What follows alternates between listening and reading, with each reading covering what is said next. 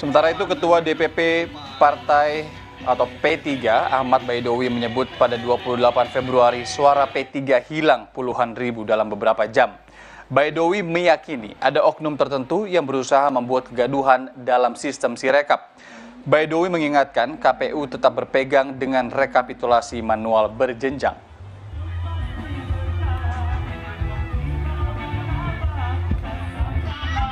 Februari, suara P3 jam 12 WIB itu 3.058.000, clear ya, 3.058.000.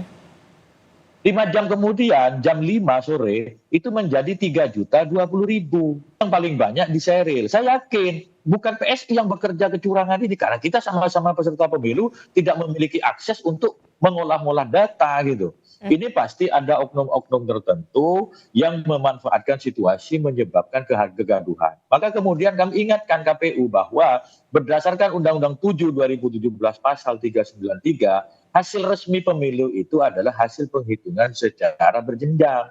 Itu yang dijadikan rujukan.